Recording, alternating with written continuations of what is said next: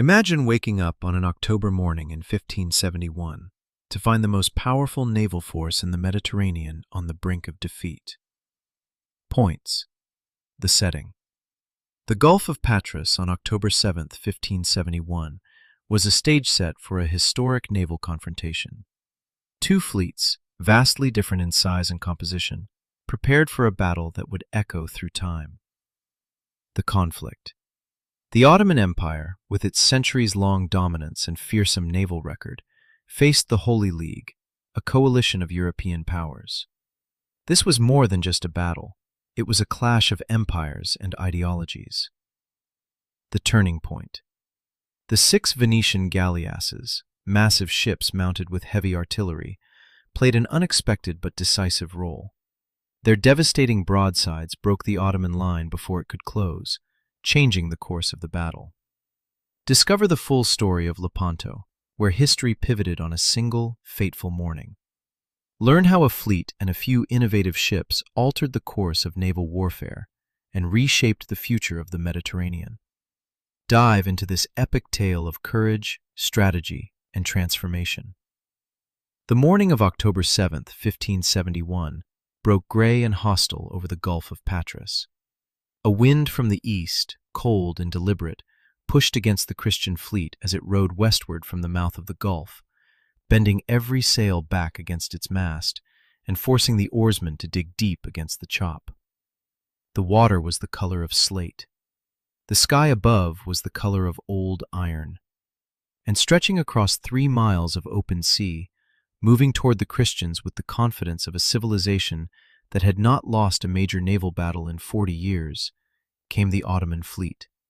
278 galleys and smaller vessels, their banks of oars rising and falling in unison, their crescent-emblazoned battle standards snapping in the wind that favored them, the red and gold of their flags reflecting off the surface of the water like something born from fire. The Holy League fleet that turned to meet them was smaller, 212 galleys, fewer men, fewer ships. The Ottoman Admiral Ali Pasha, surveying the Christian line from the deck of his great galley Sultana, had every reason to believe that he was about to add another victory to the long, glorious list of Ottoman naval triumphs stretching back generations. He had more vessels, he had more soldiers, he had the wind, and he had the weight of history behind him. The knowledge that his empire had dominated these waters since before most of the men in that Christian fleet were born. What Ali Pasha could not see from that distance, what his scouts had failed to comprehend and his intelligence had failed to report with accuracy, were 6 objects towed in front of the Christian battle line that did not exist anywhere in the Ottoman Navy's experience. They were enormous. They were low in the water and bristling with something that, as the 2 fleets drew closer in the morning light, resolved itself into the shapes of heavy gun barrels, dozens of them, pointing outward in every direction from hulls wide enough to mount batteries that a normal galley could never carry. They were the Venetian Galleasses, and their captains were already loading their guns. The Ottomans had never seen anything like them. Within 6 hours of that meeting, the Ottoman fleet would be shattered. Ali Pasha would be dead, his head displayed on a pike from a Christian galley. More than 200 Ottoman ships would be captured or sent to the bottom. 30,000 Ottoman sailors and soldiers would be killed or taken prisoner. 12,000 Christian galley slaves, chained to their oars in the bellies of Ottoman ships, would be freed. And the century-long myth of Ottoman naval invincibility, the dread certainty that had spread across every court in Europe, that had kept Christian merchants off their own sea, that had made the crescent banner feel like fate, would lie broken and bleeding on the surface of the Gulf of Patras. This battle changed the Mediterranean forever, not because it destroyed Ottoman power. The empire rebuilt its fleet within a year, and the sea remained contested for decades, but because it proved, once and for the first time in 50 years, that the thing everyone feared most was not invincible. It was simply a fleet, and fleets can be beaten. The weapon that broke it was something new, something the Venetians had been quietly building for years while everyone else argued about diplomacy and finance and the proper composition of an alliance that seemed constitutionally incapable of agreeing on anything. 6 ships. 6 enormous, ungainly, cannon-stuffed ships that had to be towed into position because they were too heavy to be rowed effectively. 6 weapons that the Ottoman Navy had never planned for, never trained against, and never imagined they would need to.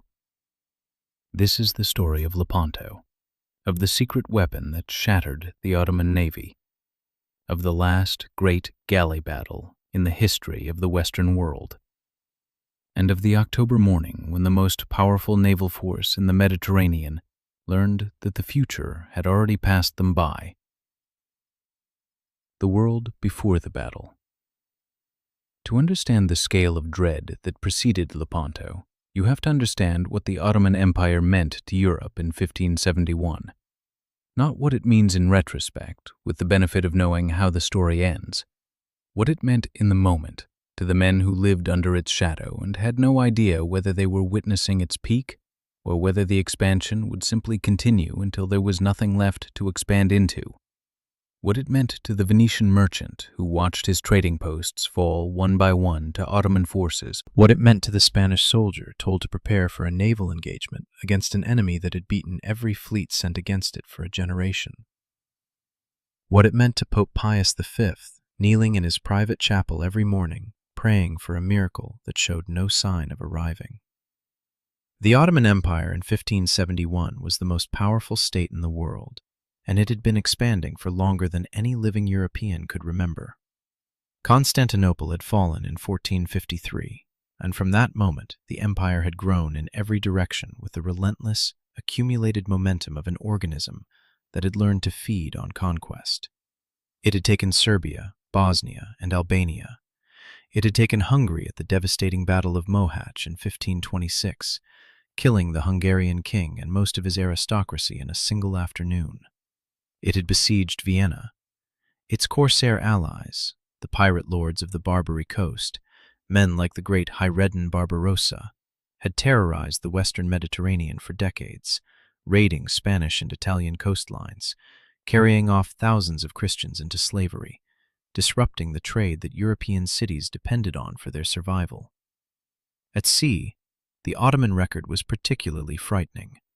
The Battle of Preveza in 1538 had seen an Ottoman fleet under Hayreddin Barbarossa destroy a combined Christian force assembled by the Holy Roman Emperor Charles V and commanded by the Genoese admiral Andrea Doria, the uncle of the man who would command the Christian right wing at Lepanto. The defeat at Preveza had been humiliating and thorough, and its consequences had been felt for 3 decades. Christian naval power in the eastern Mediterranean had never fully recovered. The Ottomans had taken Rhodes from the Knights Hospitaller in 1522. They had taken Tripoli. They controlled the sea lanes from the Aegean to the Adriatic, with a confidence born from the knowledge that nothing yet assembled against them had proved capable of taking those lanes away. And now they had taken Cyprus.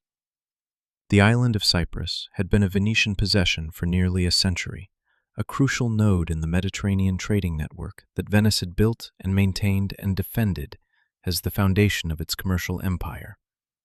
In 1570, the Ottomans invaded it with a force of 50,000 men. The city of Nicosia fell after a brief siege, and the Ottomans massacred much of its population. The last Venetian hold on the island was the fortress city of Famagusta, which held out with extraordinary courage under its commander Marco Antonio Bragadin for nearly a year against vastly superior numbers. When Famagusta finally fell in August 1571, after a siege that cost the Ottomans 50,000 dead, the commander Lala Kara Mustafa Pasha broke the terms of surrender he had sworn. He imprisoned the Venetian officers, tortured them, and then had Marco Antonio Bragadin publicly flayed alive, skinned from head to toe while the Ottoman soldiers watched. Bragadin's stuffed skin was subsequently paraded through the streets of Constantinople as a trophy. News of what happened to Bragadin reached the Holy League fleet at Corfu on the eve of its departure for Lepanto. Some of the Galleasses in the Christian left wing were commanded by Bragadine's kinsmen, the brothers Ambrosio and Antonio, who meant to answer for their relative's death in the only language the situation invited. The architect of the response to all of this, the Cyprus invasion, the fall of Famagusta, the accumulated humiliations of 50 years, was Pope Pius V. He was a Dominican friar who had become pope in 1566, a man of austere personal habits and volcanic political energy, who understood with complete clarity that the Ottoman advance required a coordinated military response that Europe had thus far proven structurally incapable of mounting. The problem was not will, or not only will. It was the ancient Christian disease of internal division, the inability of states whose interests constantly conflicted with each other to set those conflicts aside long enough to face the common threat. Spain and Venice were natural candidates for an alliance, but they distrusted each other profoundly. Venice was a trading republic that dealt commercially with the Ottomans when it was convenient and resented Spanish interference in Italian politics. Spain was a crusading monarchy that regarded Venice as insufficiently committed to the faith and suspected Venetian neutrality was really Venetian opportunism. The Genoese, whose finest admiral, Andrea Doria, would command the Holy League's right wing, had their own quarrels with Venice going back generations. The Knights of St. John, based at Malta, had their own interests and their own pride and were not easily subordinated to anyone's command structure. But Pius V was a man who could move immovable objects through the pure force of moral argument and political pressure applied without remission. He negotiated, cajoled, threatened, and prayed. He assembled the Holy League, and he found, in the person of a 24-year-old illegitimate prince, exactly the commander who could make the alliance's military potential actual. Don John of Austria, Juan de Austria, born in 1547, the illegitimate son of Emperor Charles V and a German noblewoman, was 24 years old when he was given command of the Holy League fleet. He was young for the responsibility. He was legitimate enough for it only by the grace of his half-brother Philip II of Spain, who could have chosen someone else but recognized something in this young man that the fleet would need.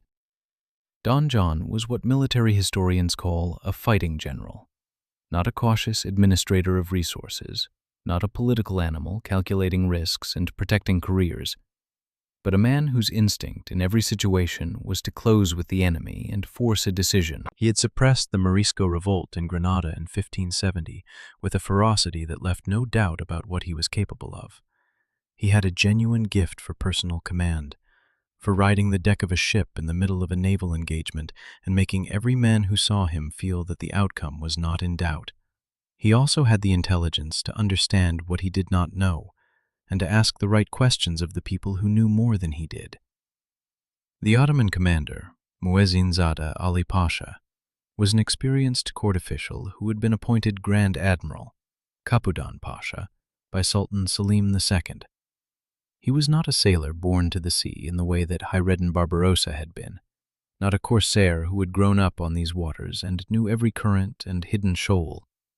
He was a capable administrator and a brave man, as his conduct in the battle would prove, but he was leading a fleet that expected to win on the basis of an established playbook: the crescent formation, the flanking maneuver, the boarding action, that had worked for 40 years and had given no one in the Ottoman naval establishment a strong reason to develop anything new. On his left wing was the man who would come closest to salvaging the Ottoman cause, Uluç Ali Reis, the Algerian corsair, a former Christian slave named Giovanni Dionigi Galeni, who had converted to Islam and risen through the Barbary pirate world to become Beylerbey of Algiers. He was arguably the finest tactical mind on either side of the battle. He was certainly the only Ottoman commander who understood intuitively that the coming battle was not going to be fought the way Ottoman naval battles had been fought before. On the Ottoman right, commanding the wing that would oppose the Christian left near the shore, was Mehmed Sirocco, an Egyptian officer who knew the shallow coastal waters near Lepanto better than any other commander in the fleet, and who had his own plan for the battle that depended entirely on that knowledge. The stage was set. The forces were assembled. The autumn of 1571 was preparing to host the largest naval battle in the history of the Western world since the age of ancient Rome. The preparations. The Gulf of Patras is a long, relatively narrow body of water that opens westward into the Ionian Sea through a passage guarded on its northern side by the Cape of Scrofa. To the south and east, the hills of the Peloponnese rise from the shoreline. The town of Lepanto, Naupaktos in Greek, the ancient harbor from which the Gulf takes its name, sits at the eastern end of the Gulf, on the northern shore, where the waters narrow between the Greek mainland and the mouth of the Gulf of Corinth. This geography mattered enormously, and both commanders understood it. Ali Pasha had anchored his fleet at Lepanto itself, and when he sailed west on the morning of October 7th to meet the Holy League, he was coming out of sheltered waters into the open Gulf with the wind behind him. The Christian fleet was rowing east into that same wind, which pushed against their sails and forced the oarsmen to work hard against the chop. The Ottoman advantage was real. The wind was real. The mathematics of 278 ships against 212 was real. But the Gulf's northern shore created a constraint that Mehmed Sirocco on the Ottoman right would attempt to exploit, and that would instead help destroy him. The shallow water near the coast limited his maneuvering room.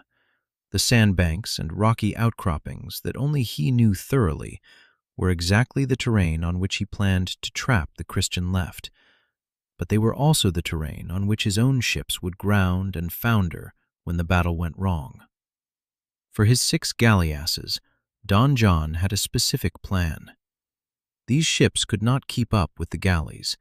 They were too heavy, too broad in the beam, too dependent on their sails in a situation where the wind was moving against them. Towing them into position at the front of the battle line, anchoring them ahead of each of the 3 Christian wings, required hours of slow, laborious work beginning before dawn.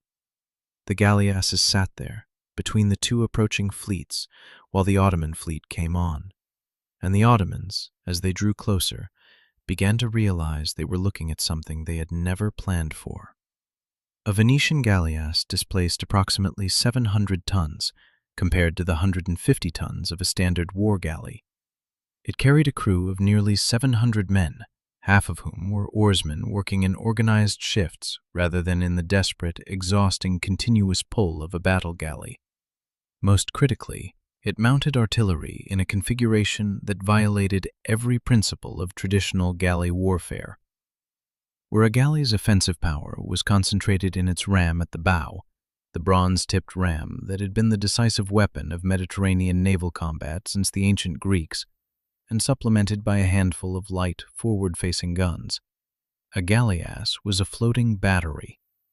It carried heavy guns along its sides, firing broadsides, and it carried lighter pieces fore and aft, covering every direction. A single galleass fired 326 pounds of shot with each broadside, more than 3.5 times what a galley could manage from its forward battery. Don John had 4 of his 6 galleasses properly positioned before the Ottoman fleet arrived. 2 were placed ahead of the Christian center, 2 ahead of the Christian left wing under the Venetian Admiral Agostino Barbarigo. The 2 assigned to the Christian right under Andrea Doria were never properly deployed.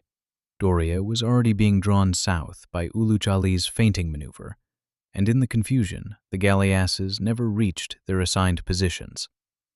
This would matter, but 4 out of 6 was enough to begin something irreversible. The Christian fleet itself was organized into 3 divisions flanking a center.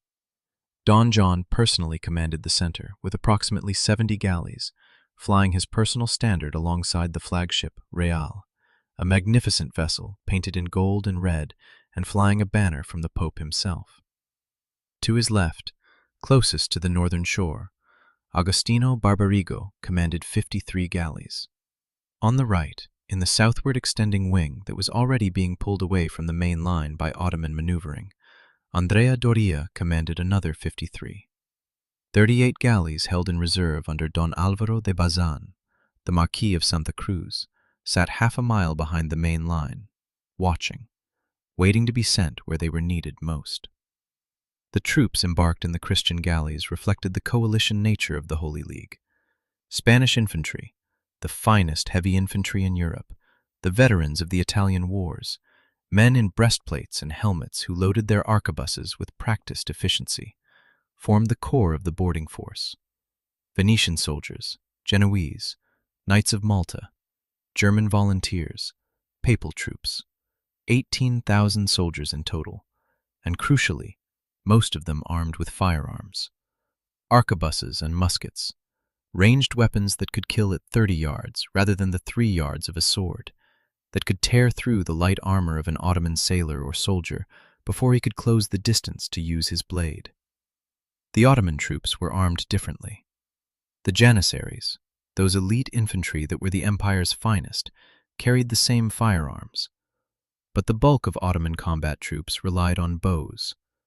The composite recurve bow in Ottoman hands was a devastating weapon, faster to load than any firearm, accurate at extraordinary ranges, capable of putting 15 arrows in the air per minute from a trained archer.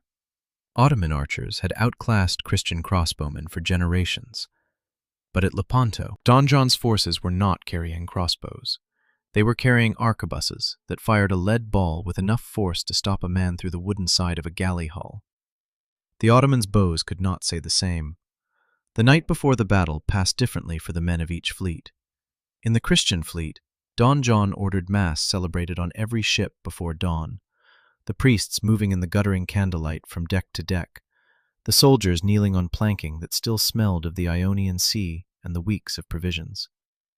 Many of these men had been at sea since July, had eaten salt meat and ship's biscuit for 3 months, had lived with the particular misery of galley life, the cramped quarters, the smell of hundreds of bodies in a confined space, the perpetual dampness, the heat in summer, and the chill of autumn nights.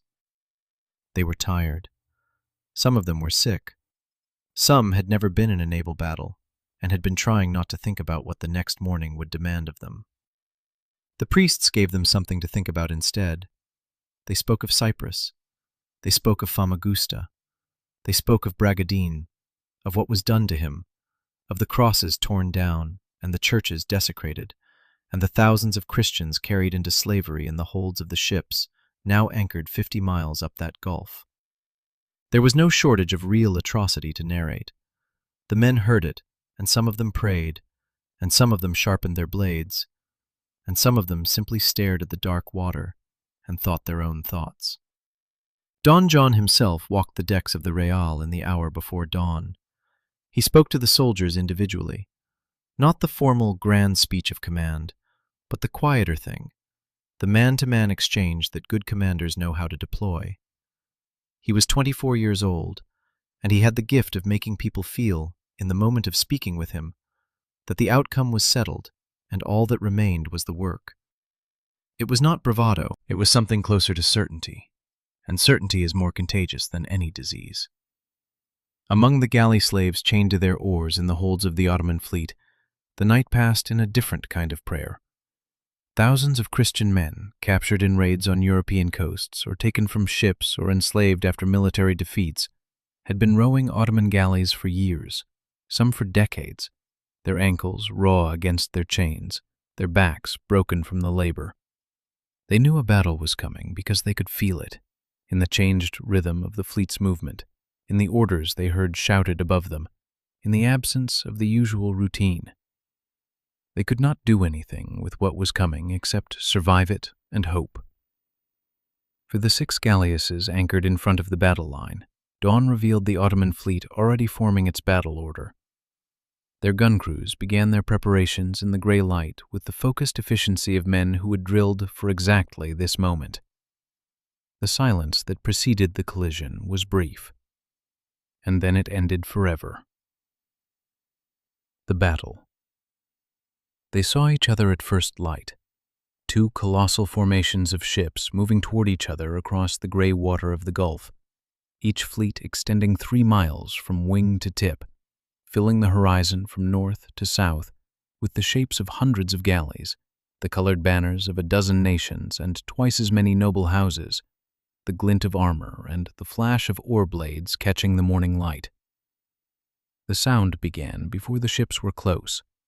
Drums first, the Ottoman battle drums, that deep, insistent rhythm that had preceded Ottoman armies and fleets into battle for 100 years, a sound that had been heard outside Vienna, outside Famagusta, outside every stronghold the Crescent Banner had ever besieged or taken.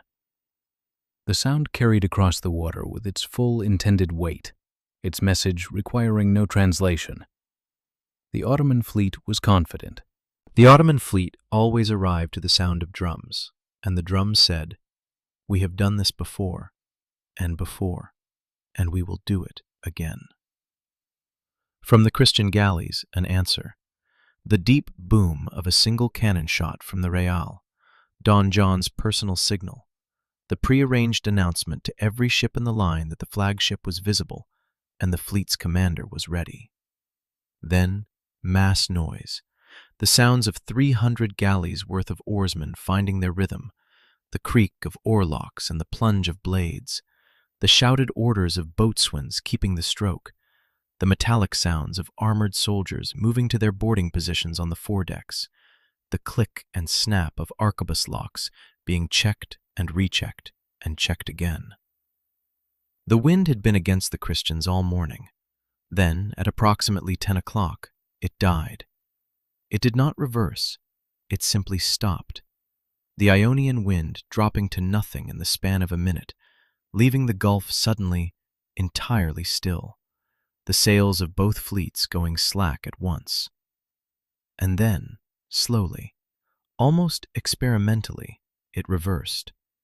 It began to blow from the west, into the Ottoman fleet's faces. Behind the Christian oarsmen, it was not a miracle. It was an October morning on the Ionian Sea, and the winds in these waters are capricious. But the men in both fleets felt it as something more than meteorology. The Christian soldiers crossed themselves. The Ottoman oarsmen noted the change with the apprehension of men who understand that fortune has shifted its weight without explanation. The Galleasses fired first. At approximately 10:20 in the morning, when the Ottoman fleet was still approaching in its crescent formation, the great curved line of 278 ships moving east with the practiced confidence of 40 years of victories, the Galleass commanders gave the order. From ranges of up to a mile, distances at which no galley gun could be even approximately accurate, the heavy broadside batteries of the Venetian weapons opened up. The first gun crews put shot after shot into the approaching Ottoman lines with a methodical, devastating precision that the Ottoman sailors had simply never experienced. These were not the forward-firing light pieces of a conventional galley, firing once and then requiring the ship to turn. These were broadside batteries, multiple heavy guns firing at overlapping intervals, putting iron balls into the water and into the Ottoman hulls at a rate that bore no relationship to anything the Ottomans' tactical doctrine had prepared them for. A galleass firing a full broadside was louder than anything else on that body of water, a continuous, rolling, flat percussion thunder that physically hurt the ears of anyone within a quarter mile, and that was felt, as much as heard, in the ribcage of every Ottoman sailor in the approaching fleet. Ottoman galleys began to die before the two main lines had closed within boarding range. This was the new thing. This was the thing that had never happened before. In 40 years of Ottoman naval victory, a Mediterranean battle had always developed in a predictable sequence. The two fleets approached each other. The forward-firing gallery guns exchanged fire at close range. The rams drove into opposing hulls, or missed and allowed the ships to lock together. And then the real battle began. The boarding action. Soldiers leaping across the rail onto enemy decks. The sword and spear and bow and arquebus at close range. The killing at arm's length that decided who was left standing when the smoke cleared. The Ottoman fleet was magnificent at every phase of this sequence. It had practiced this sequence for generations, but the galleasses were disrupting the sequence before it could begin. Ottoman ships were being hit and damaged and slowed and sunk at distances where the crews could not yet see the individual faces of the people killing them. Their forward guns couldn't reach the galleasses at that range. Their archers couldn't reach them either.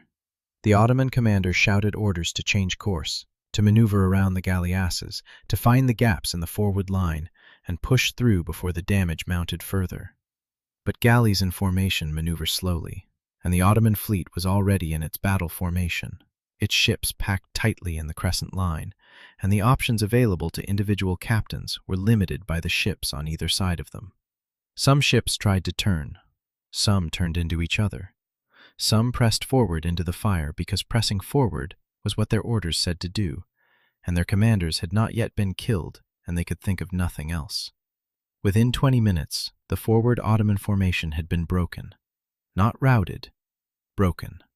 Ships out of their assigned positions, gaps in the crescent where vessels had gone dead in the water or were circling with damaged oars or had simply turned away from the fire without orders. The galleasses, having fired their initial volleys, pulled their anchors and began maneuvering to continue the action. But by now the two main fleets had closed to boarding range, and the battle became something different. 100 individual engagements simultaneously, the 3-mile line of the two fleets dissolving into a chaos of locked ships and fighting men that no commander on either side could fully see or control. The smell of the battle reached the men before the full chaos of it was visible to them. Gunpowder smoke has a particular character at sea. It does not drift away the way it does on an open field, but hangs in layers over the water, mixing with the salt air and the smell of burning wood and the sharper, copper-tasting smell of blood, creating a visibility problem that commanders who trained on land had no doctrine for managing. By 30 minutes into the fight, the center of the battle was obscured from both flanks by a gray-black wall of smoke that moved with the light west wind, thinning at the edges but dense and impenetrable at its heart. The two flagship galleys and their attendants reduced to silhouettes and the sounds of combat without the visual information that commanders needed to make decisions. The oarsmen in the Christian galleys worked through all of it without stopping. They were the foundation of everything, the men whose labor moved the fleet, who kept the ships in position, who strained against the resistance of 300 gallons of seawater per oar stroke, while above them soldiers fought and bled and occasionally fell back into the rowing benches, and the orders of the boatswains kept the stroke and the drums kept the rhythm, and the battle happened over their heads without ceasing. They could not see the fight. They could feel it in the shocks transmitted through the hull when a cannonball struck, in the sudden lurch when a ship came alongside and locked, in the change in the rhythm of their own labor when the galley stopped moving forward and the orders became something other than stroke and stroke and stroke.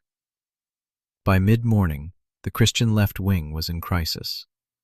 Agostino Barbarigo, commanding the Venetian galleys on the northern shore, faced the Ottoman right wing under Mehmed Sirocco, who had his ships close to the coast and was attempting the flanking maneuver he had planned.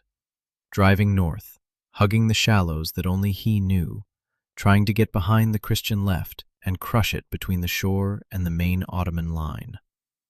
Barbarigo responded by ordering his galleys further north to close the gap between his wing and the coastline, preventing the Ottoman flanking move from developing. He nearly succeeded, but the effort pulled his wing out of its formation, and the fighting became desperate. Ship by ship, deck by deck, the Venetian and Ottoman soldiers killing each other in the narrow space between oarlocks and railings, the oarsmen chained below receiving the dead from above and listening to the battle without being able to see it. Barbarigo himself was struck. An Ottoman arrow, the last great demonstration of Ottoman archery as a naval weapon, because after Lepanto, archery would give way entirely to firearms, found his eye through the opening in his visor. He was carried below, dying. But his captains held the line. The left wing did not break, and Mehmed Sirocco's plan died in the shallow water when his ships, pressing north toward the shore, ran onto the very sandbars he had counted on to protect his flank. Ottoman galleys grounded. Their oars snapped against the bottom. The crews were exposed and immobile, and the Christian ships came at them with everything they had. Mehmed Sirocco himself was killed, pulled from the water by Christian sailors after his flagship went down, killed on the deck of his captor's vessel. His wing, caught between the shore and the fighting Christian galleys, collapsed. At the center, something was happening that neither fleet had experienced. Don John's galley, the Real, and Ali Pasha's flagship, the Sultana, had been heading toward each other since the battle began. Two commanders who understood, consciously or instinctively, that this was the kind of battle decided by the flagships, that the moral and practical center of the whole engagement was the question of which supreme commander was still standing when the smoke cleared. The two great galleys came together with the crash of timber and bronze that people on both wings could hear through the general roar of the battle, their rams locking, their decks bridged by boarding planks, and by the sheer pressure of the two ships grinding against each other. The fighting on the deck of the Sultana was among the most intense of the entire battle. The Real was boarded twice by Ottoman soldiers and twice driven back, the Christian infantry falling back and then surging forward again, the Janissaries in their distinctive dress cutting their way across the deck with the professional ferocity that made them the most feared infantry in the world. Don John fought, not from a distance, not from the command position that a careful general might have preferred, but with a sword, on his own deck, in the middle of the killing. His personal guard fought beside him. His officers fought. The sound of that encounter, steel on steel and steel on bone, and the particular percussion of arquebus fire at arm's length distance, where the smoke from the barrel obscured the target at the moment of shooting, was a sound that the survivors of the Real would describe for the rest of their lives. The Turkish soldiers who boarded the Real were not fighting badly. They were the Janissaries, the best troops the Empire produced, trained from childhood for exactly this kind of close-quarters violence, and they fought with everything that training had built in them. For the duration of the first boarding and part of the second, they were winning. The Christian infantry fell back a step, and another step, and the Janissaries advanced, and the decks were slick with blood, and the noise was absolute. And there was a point in that engagement when the outcome of the entire battle rested on whether the soldiers on the Real could hold their ground for another 5 minutes, while the larger tactical situation resolved. They held. 3 times the Ottoman flag over the Sultana was cut down. 3 times it was raised again. The fighting was so dense, so close, so terrible that men could not always tell which body next to them was an enemy and which was a friend. And the killing continued by instinct and momentum long past the point where individual decisions could be made. Then Ali Pasha was shot. An arquebus ball, fired from close range by a Christian soldier somewhere in the melee on the Sultana's deck, struck the Ottoman Grand Admiral in the head. He fell. For a moment, just a moment, the fighting around him continued from its own momentum. Then the Ottoman soldiers near him understood what had happened, and the understanding spread outward from that point, in the way that understanding of disaster always spreads in a battle. Faster than any order, changing the texture of the fighting before the men further away knew what they were reacting to. A Christian soldier cut off Ali Pasha's head. It was raised on a pike above the captured Sultana. The Ottoman battle standard, the sacred green banner embroidered with verses from the Quran that had flown over the flagship, was hauled down, and the flag of the Holy League raised in its place. The effect on the Ottoman center was immediate and catastrophic. Men who had been fighting with the disciplined determination of a fleet that expected to win looked up and saw their admiral's head on a pole above their own flagship. They had no reserve of psychological preparation for this. Ottoman naval doctrine did not plan for this moment, because this moment had not occurred in 40 years. The center began to buckle. By early afternoon, the Ottoman center had collapsed entirely. Dozens of ships were captured. Their crews below decks unchained the Christian slaves and handed them weapons that were used to kill the guards above. The Sultana's treasure, Ali Pasha's personal chest, full of gold and jewels and dispatches, fell to Christian hands. The battle in the center was over. But on the Christian right, the battle was still very much alive, and it was going badly. Uluç Ali, commanding the Ottoman left wing, had executed a feinting maneuver south that drew Andrea Doria's galleys away from the main Christian line, opening a gap between the Christian center and the Christian right.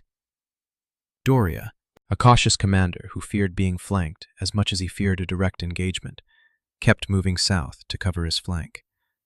The gap grew wider. Uluç Ali, who had been waiting for exactly this, turned north and drove through it. The Ottoman corsair commander struck the exposed flank of the Christian center with everything he had. He captured the flagship of the Knights of Malta. He took several other ships.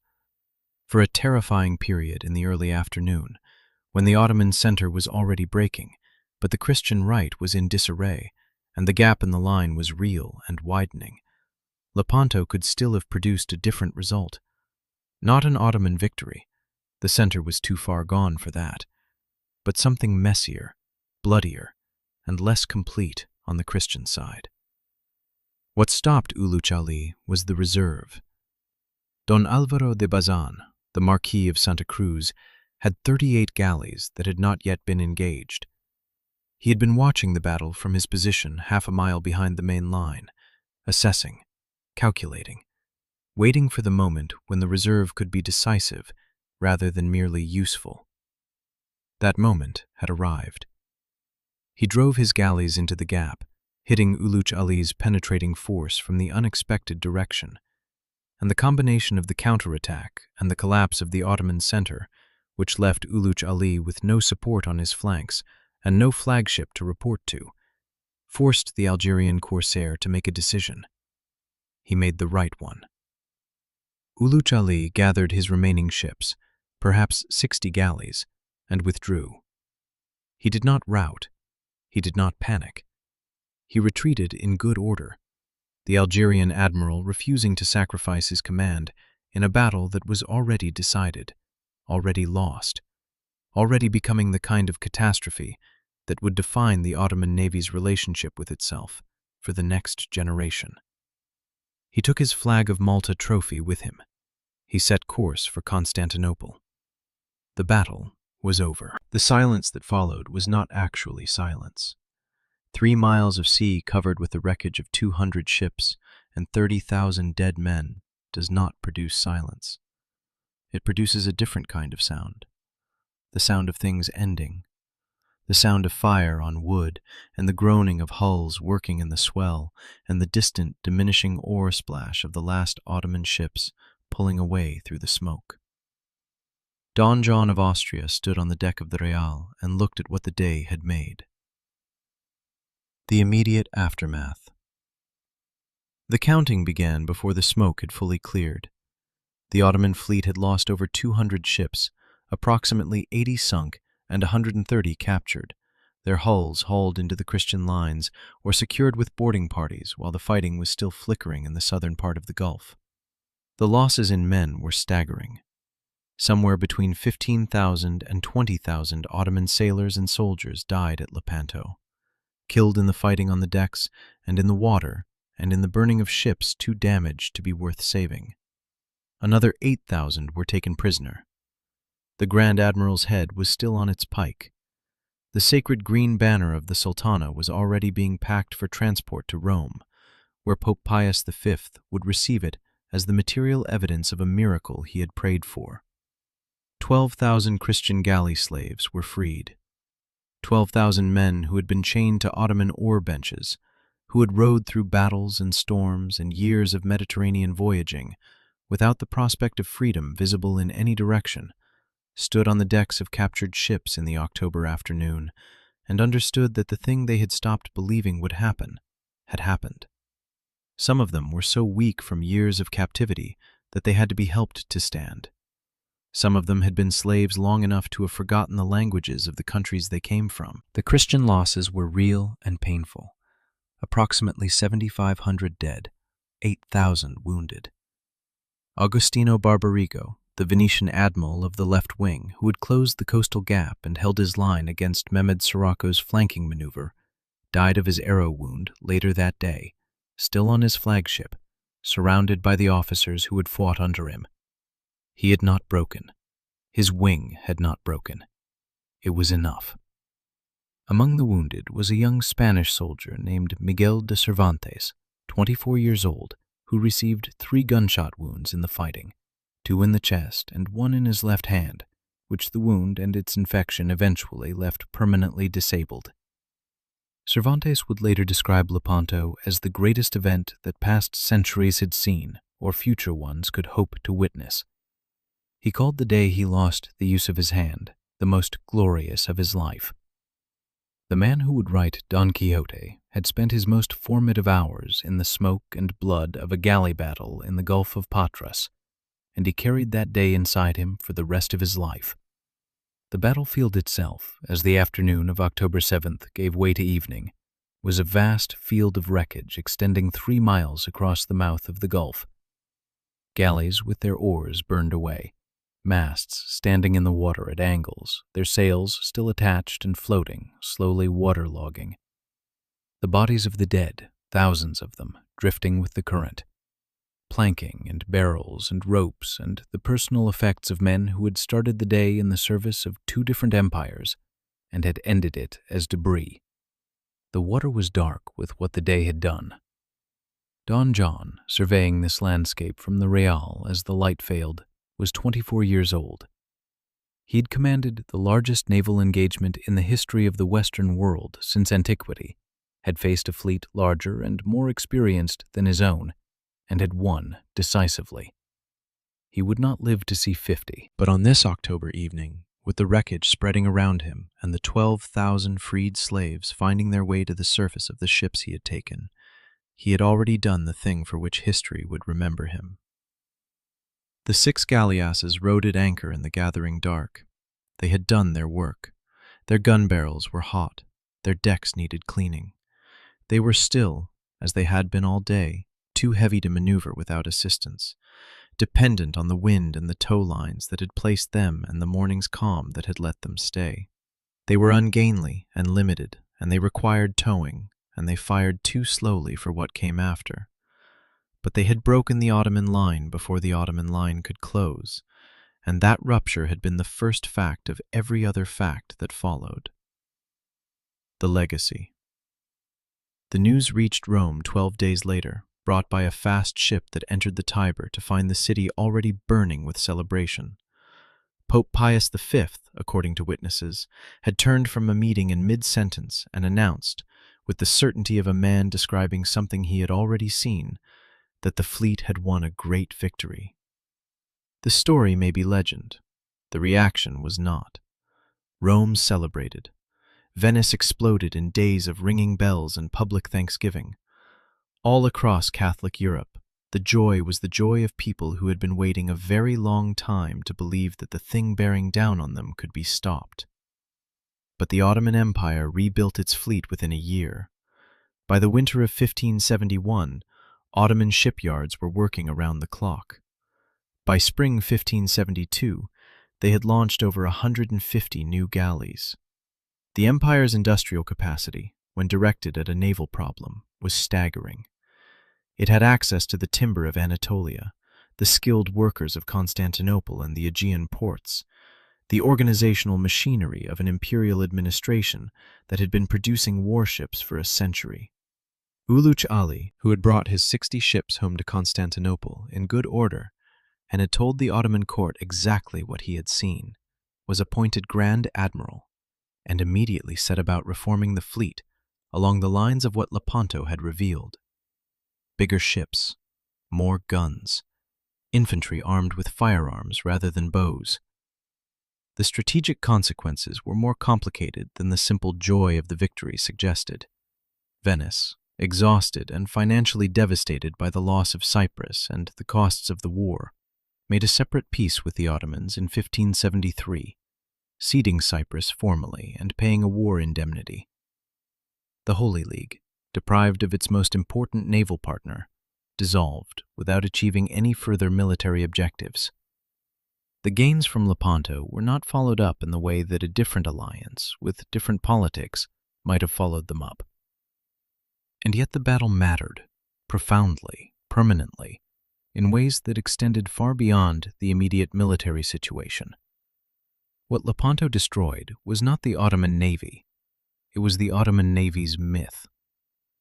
For a generation, the crescent banner at sea had carried the weight of invincibility, not just military capability, but something closer to destiny, the accumulated psychological pressure of 40 years of victories that had made Christian sailors feel, in their bones, that the outcome of any engagement with the Ottomans was predetermined.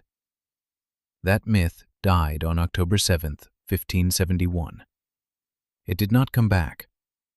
The Ottomans rebuilt their ships, but they rebuilt them differently, in the image of what had beaten them, which meant that Uluç Ali's new fleet was a tacit acknowledgement that the old way had been found wanting. But the Galleass itself was already becoming obsolete even as Lepanto was being commemorated in paintings and poems. The battle that the 6 Venetian supergalleys had helped decide was the last great galley engagement in the history of the Western world. The galley, That ancient instrument of Mediterranean naval power, the ship that had fought at Salamis and Actium and Preveza, had its final great day at Lepanto, and then began its long retirement.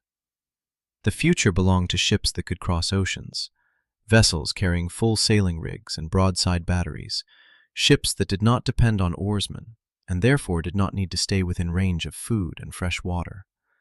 Ships that were already being built in Spanish and English and Dutch yards to meet the demands of the Atlantic trade routes and the age of exploration. Habsburg Spain, forced by the demands of the Americas to develop offshore sailing technology at a pace that the Mediterranean-focused Ottomans had no equivalent reason to match, was pulling ahead in naval architecture in ways that no number of rebuilt galleys could address. The Ottoman galley fleet that Uluç Ali reformed after Lepanto would eventually find itself facing Spanish and English galleons that represented a different era of warfare entirely. A ship from a different century, a weapon from a world the galley tradition had not prepared anyone to fight in. This was Lepanto's deepest legacy. It was the hinge point, the moment where the Mediterranean's long galley tradition met its end, and where the evidence of a new form of naval power was present, in embryo, in the 6 heavy vessels that had announced the battle with their broadside fire. The galleass pointed toward the ship of the line. The ship of the line would eventually rule the oceans. The oceans would eventually determine which civilization had the power to expand and which would contract. Miguel de Cervantes, who had fought with his left hand that day and lost the use of it and never regretted it, wrote about Lepanto for the rest of his life, in the way that men write about the defining experience of their existence, not as an event in the past, but as a continuing fact of the present, the morning that had made him what he was. He was wounded, he was cold. He was 24 years old, and he was fighting in the smoke on a galley deck in the Gulf of Patras. And somehow, in those hours, he was also present at the last great act of an ancient form of warfare, the final demonstration of an era that had lasted since the Greeks rode triremes at Salamis. Centuries later, the Gulf of Patras is a busy shipping lane. Ferries cross it between Greece and Italy, loaded with tourists and trucks. The water is the same color it was on that October morning, slate gray in autumn, the color of old iron. The wind still comes from the west in the afternoon, the same wind that stopped and reversed on the morning of October 7th, 1571, and gave a fleet of undersized galleys the weather gauge it needed to begin the work that the Galleasses had started. The wreckage is gone. Wood rots, iron corrodes. The sea is, as one historian noted, an unsentimental archivist. What remains is the light on the water and the story. The secret weapon is at the bottom somewhere. The weapon was never the galleass. The galleass was just wood and iron and the ballistic mathematics of heavy guns mounted low in the water. The real weapon was the understanding, achieved after 40 years of fear and failure and accommodation, that the thing everyone feared was not fate, it was a fleet. And on a gray October morning in the Gulf of Patras, a 24-year-old prince and 6 enormous ships proved it. The myth died, the sea remained, and somewhere in the cold water of the Gulf of Patras, the 6 Galleasses that began it all lie beneath 2,000 years of sediment and silence, keeping their secret in the only way that history ultimately keeps anything, by becoming part of the ground itself.